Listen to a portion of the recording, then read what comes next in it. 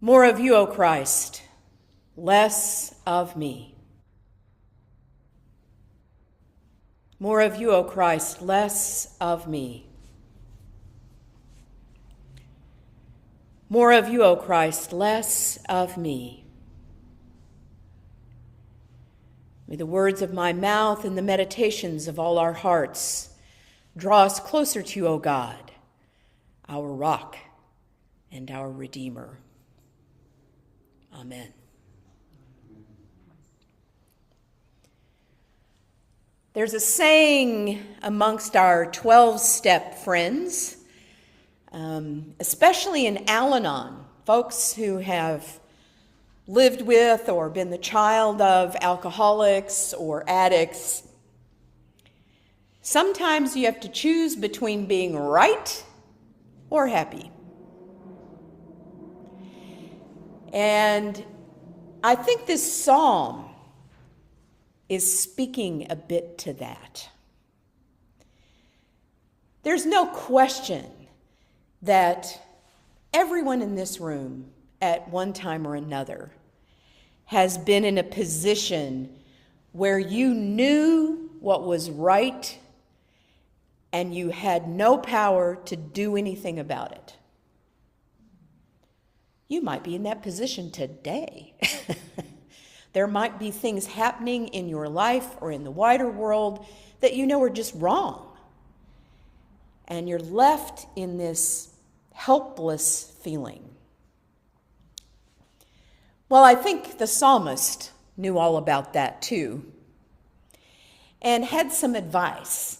And this word fret just doesn't quite completely cut it, although the pun with the guitar, Brian, was very useful. I love that. Do not fret, just fret. And I think if Amy Yukina were here today, she'd say, and do it on an ukulele. Because if she says no one is unhappy playing the ukulele. Do not fret.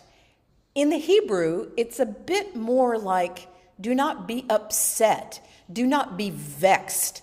Do not be out of your mind with what evildoers are up to.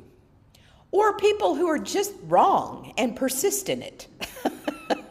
You don't have to be exactly an evildoer to rob me of my joy. I can be robbed of my joy by simple things. I'm perfectly capable of getting really annoyed because somebody cut me off in traffic. Anybody else got that witness? Okay. And I know how stupid that is. Intellectually, I know that's idiotic. That people do what people do. And people are, they do what they do. And as long as they're not literally hurting me, why should I be worried about it? Now, there is a point at which if there's actual damage, because we all have the right, to be safe. So if someone's attacking you in a physical or emotional or spiritual way, putting up your defenses and saying no, yes, please do that. Don't just become a doormat, because that's not what this is. What this is what our psalmist is recommending to us, and what I think the life of Jesus recommends to us, is that we focus not on the actions of others. Don't give anyone the power. Don't give them the power. There's a phrase that wanders around amongst millennials and others is don't let somebody take up, give them free rent in your head. Don't let somebody steal your joy. Don't let somebody make decisions that you would not make because you become afraid or you're worried about what will happen. Well, this is very high spiritual practice. I just want to say, this is way above my pay grade. However, the little moments for myself when I've been able to do that, and all of the wisdom that you all shared, everyone in here has some method of doing this. We all know it doesn't always work, and we don't always live at our highest, best selves, but we have a lot of wisdom. I love Joyce saying, did what I was worried about last week happen? That's very useful. That's a great reflection. And Brian, grounding yourself, taking a deep breath. And I always recommend breathing. Breathing is not only not optional, it's also really, really powerful. Just taking a deep breath can often relieve a lot of anxiety and a lot of stress and worry and all the rest. And then to have that air pass through you and into the earth, that connects you to that which is bigger than ourselves. Like Jean Marie said, she loves this idea about the wind.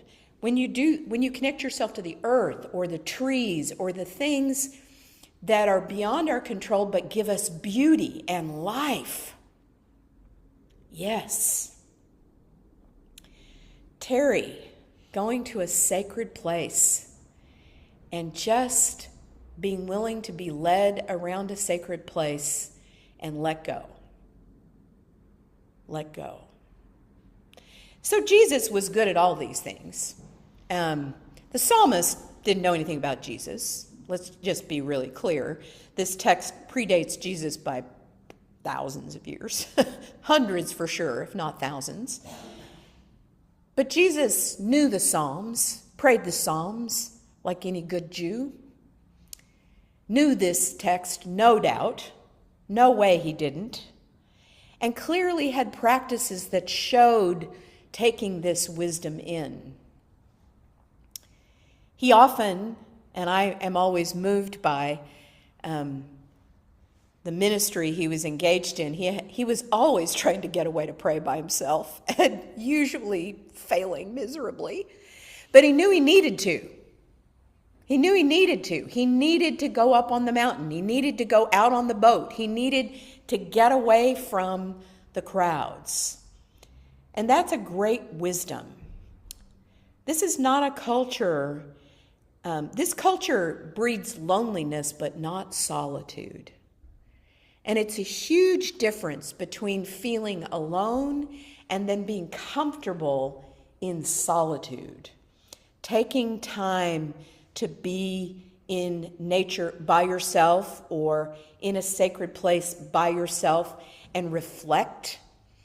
When Joyce says that she thinks about previous worries and recognizes you had to sit by yourself to think about that, didn't you? Didn't you? You probably didn't have that conversation even with Scott, although maybe you do with Scott sometimes, but that's really a solitude practice. This is why we have a meditation group. We take time to be in silence, and sometimes we do it obviously in community, which is really lovely, because there's something about doing it in community, even if we're not talking. There's some kind of, magic about that.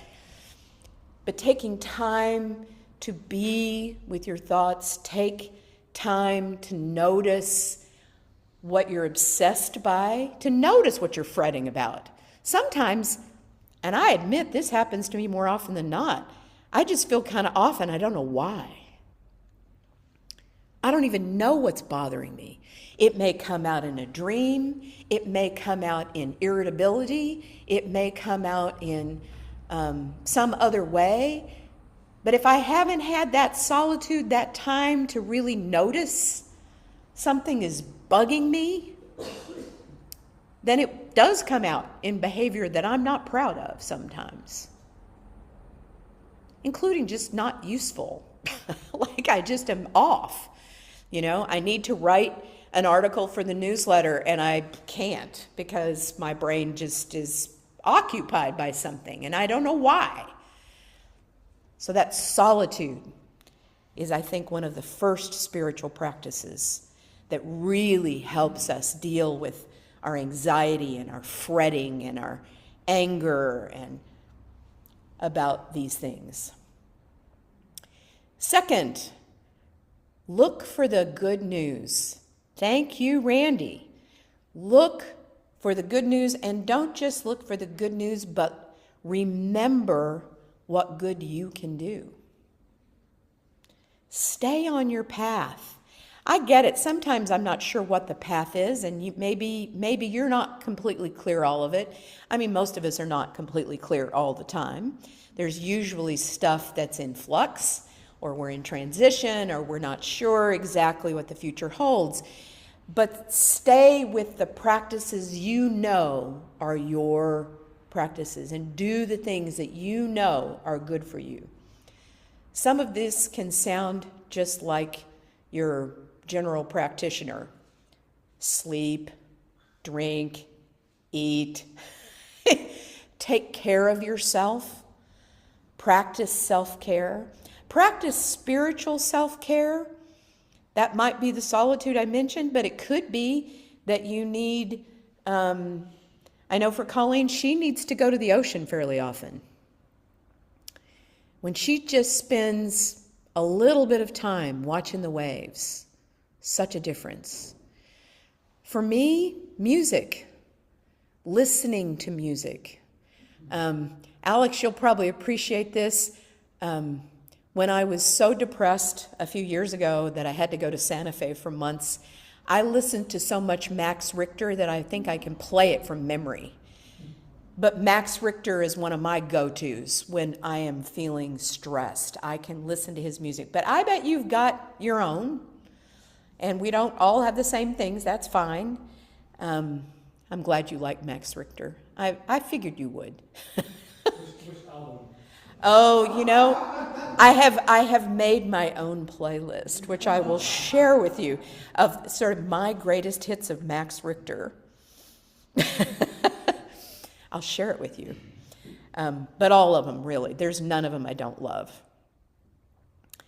The 19-hour one that's called Sleep is a little long to listen to, but is it only 8?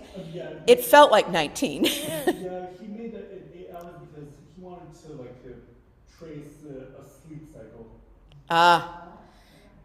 8-hour album. So, solitude, reflection, do your spiritual practices, the things that, make you feel good, that are good for you, whatever they are. And the last one is one that I think Jesus exemplifies perfectly, which is serve. Be part of community. Do things that are helpful to others. It's just like the example I had of Harjit Singh. That just cheered me up immeasurably. We were able to actually do something that was useful. And we didn't do it by, taking up arms or bombing the government. We just stood up and said, this is wrong, this is wrong, this is wrong. And even people in India heard us. We were heard clear around the world, saying 73-year-old grandmothers do not belong in detention centers. And you know what? A whole lot of people agreed with us. People we will never meet, we'll never know. We just said no. We didn't actively do anything out of anger. We came with our hearts open and said no. But there's so many other practices like that, like inviting someone who is lonely for a cup of coffee, like just being present to someone who is going through a really, really hard time, whatever that looks like, and doing whatever you can to help them feel safe. Sometimes tending other people's worries makes me forget my own. You can quote me on that, and if they put it in Bartlett's, I'm okay with that. Worry and anxiety is how much of Madison Avenue and the news wants us to feel.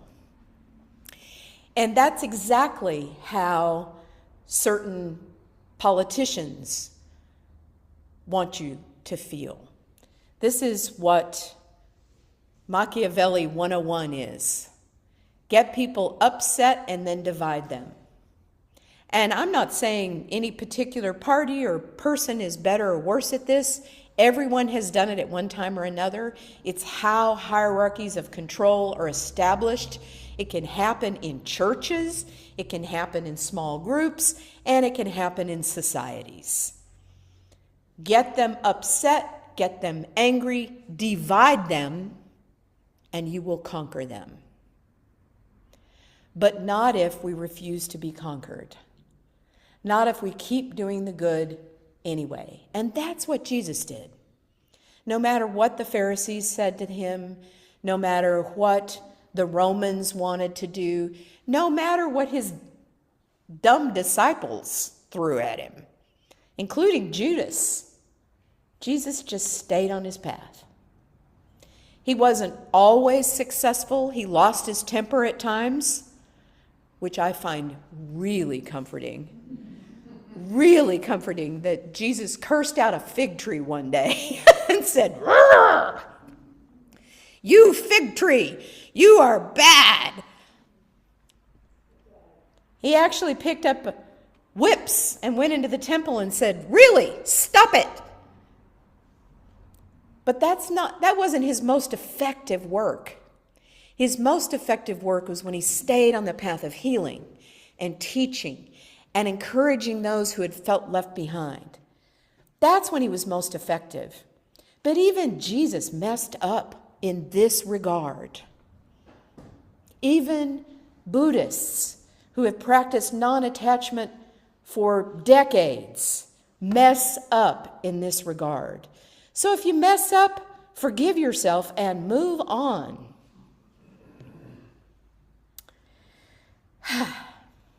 Do not fret. Do not be captured by those who are trying to capture you. Just don't let them do it. Stand aside. No target here. I'm happy. You can't mess with me. You can't mess with me. Amen.